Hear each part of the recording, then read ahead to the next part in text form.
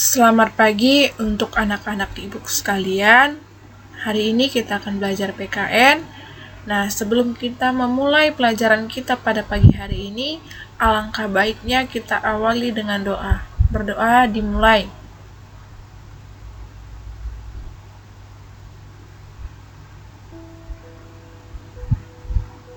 Berdoa selesai. Nah, anak-anak ibu coba buka bukunya bab 1. Itu dinamika perwujudan Pancasila sebagai dasar negara dan pandangan hidup bangsa. Nah, hari ini yang kita akan kaji itu tentang penerapan Pancasila dari masa ke masa. Berarti itu dari masa pada saat pemerintahan Soekarno. Nah, penerapan Pancasila dari masa ke masa itu dimulai sejak awal kemerdekaan, kemudian disusul dengan Orde Baru, Reformasi, dan sampai sekarang ada juga Orde Lama. Baiklah anak ibu, kita kaji. Masa awal kemerdekaan itu 1945 sampai 1959. Nah, pemberontakan PKI atau Partai Komunis Indonesia ini di mana? Di Madiun pada tanggal 18 September 1948. Nah, tujuan dari pemberontakan PKI ini tujuannya untuk mendirikan negara Soviet dengan ideologi komunis. Nah, pada masa ini itu dipimpin oleh Musso. Nah, di mana pada saat itu tujuan mereka untuk menggantikan Pancasila dengan paham komunis. Yang B, pemberontakan Darul Islam atau Tentara Islam. Nah, pemberontakan ini yang tujuannya bagaimana menggantikan Pancasila dengan syariat Islam. Nah, pada saat itu pemberontakan ini tujuan mereka juga gagal. Mengapa demikian? Karena gerakan yang dilakukan mereka itu bertentangan dengan ajaran Islam sebenarnya. Apa saja yang mereka lakukan pada pemberontakan Darul Islam ini? Nah, mereka itu melakukan perusakan dan seperti pembakaran rumah-rumah penduduk, pembongkaran jalan, kereta api, serta juga mereka merampas harta benda milik penduduk. Dan selain itu juga mereka melakukan penganiayaan kepada warga. Nah, kemudian yang C, pemberontakan Republik Maluku Selatan atau yang sering disebut dengan RMS. Apa tujuannya? Tujuan mereka memberontak, tujuan mereka ini untuk mendirikan negaranya sendiri. Begitu anak-anak ibu.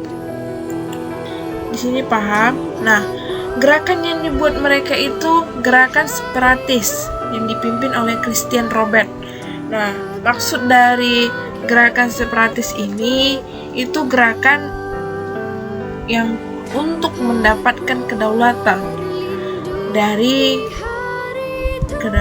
suatu yang mereka berontak untuk memisahkan satu wilayah atau kelompok manusia dari satu ke yang lain.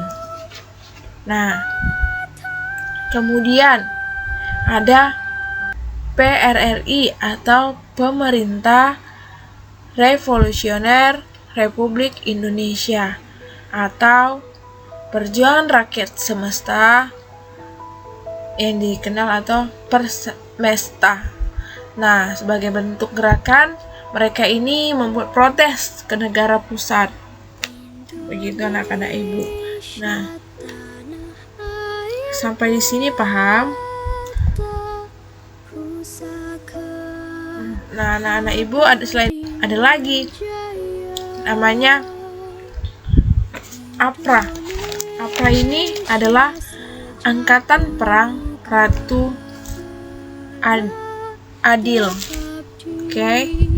Nah, ini melakukan serangan kudeta terhadap pemerintah Republik Indonesia pada tanggal 23 Januari 1950 dan berhasil menduduki wilayah Bandung serta berhasil menewaskan beberapa tokoh bangsa. Itu dia.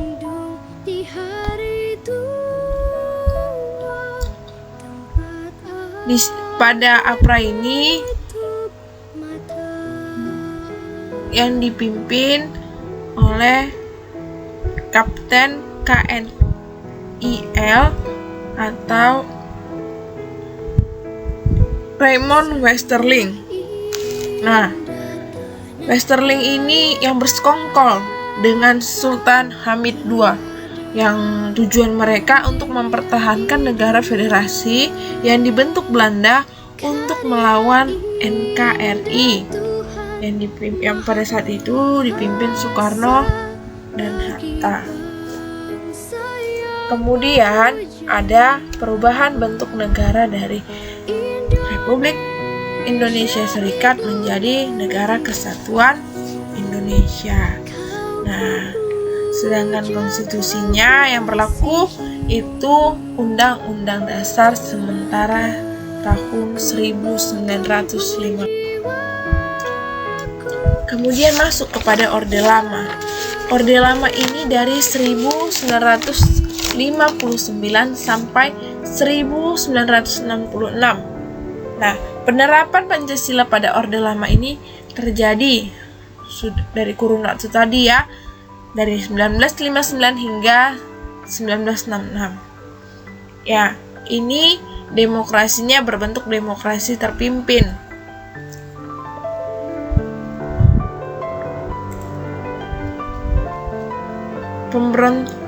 Terjadi suatu pemberontakan PKI yang pada saat itu yang dilakukan oleh DN Aidit pada tanggal 30 September 1965 atau sering kita sebut G30 SPKI, ya kan? Pemberontakan ini bertujuan untuk mengubah bagaimana ideologi menjadi komunis.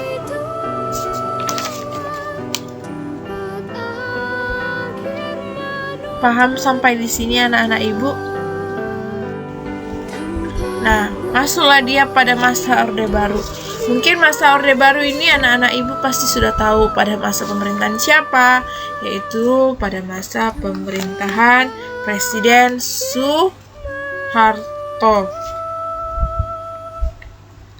Nah, era yang kemudian dikenal Orde Baru adalah konsep demokrasi Pancasila. Visi utama pemerintahan pada Orde Baru ini untuk melaksanakan Pancasila dan Undang-Undang Dasar 1945 secara murni dan konsekuen setiap aspek kehidupan masyarakat.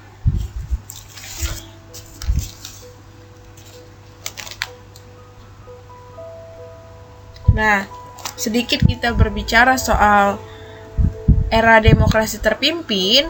Ini yang dipimpin sebelumnya Presiden Soekarno yang mendapat tamparan yang keras ketika terjadinya G30 SPKI yang disinyalir didalangi oleh PKI atau Partai Komunis Indonesia.